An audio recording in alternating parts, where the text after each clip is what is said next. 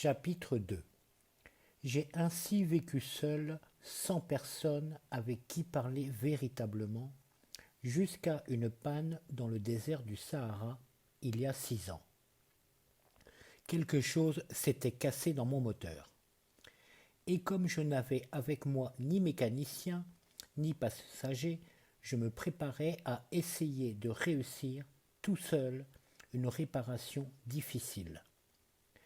C'était pour moi une question de vie ou de mort.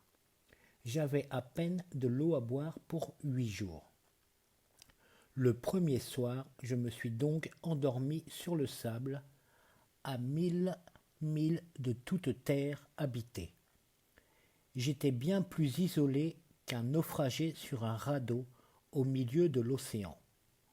Alors, vous imaginez ma surprise au lever du jour, quand une drôle de petite voix m'a réveillé. Elle disait « S'il vous plaît, dessine-moi un mouton. »« Hein ? Dessine-moi un mouton. » J'ai sauté sur mes pieds comme si j'avais été frappé par la foudre. J'ai bien frotté mes yeux, j'ai bien regardé, et j'ai vu un petit bonhomme tout à fait extraordinaire qui me considérait gravement. Voilà le meilleur portrait que, plus tard, j'ai réussi à faire de lui. Mais mon dessin, bien sûr, est beaucoup moins ravissant que le modèle. Ce n'est pas ma faute. J'avais été découragé dans ma carrière de peintre par les grandes personnes à l'âge de 6 ans, et je n'avais rien appris à dessiner, sauf les boas fermés et les boas ouverts. Je regardais donc cette apparition avec des yeux tout ronds d'étonnement. N'oubliez pas que je me trouvais à 1000 milles de toute région habitée.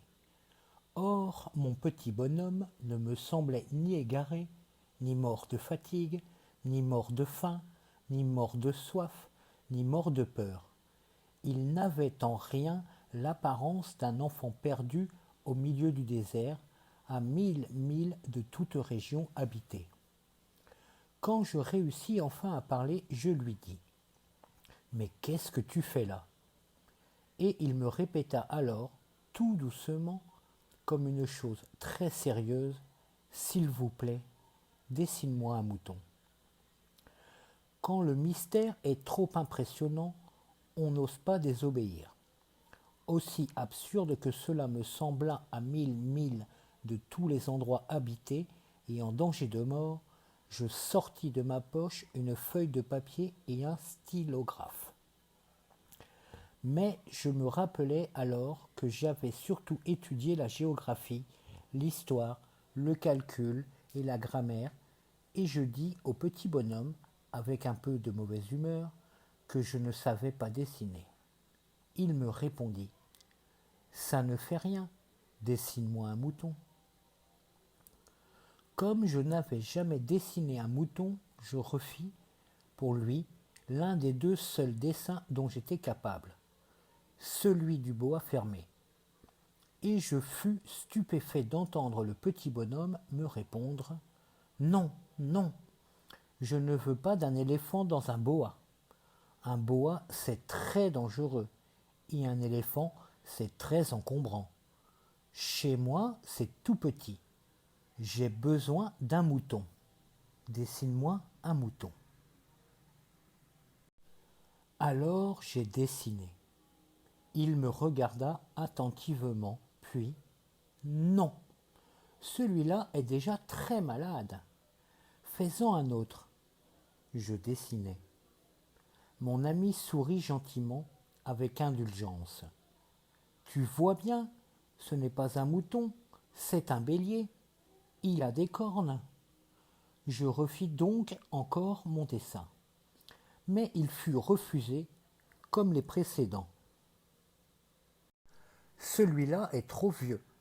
Je veux un mouton qui vive longtemps. » Alors, faute de patience, comme j'avais hâte de commencer le démontage de mon moteur, je griffonnais ce dessin-ci.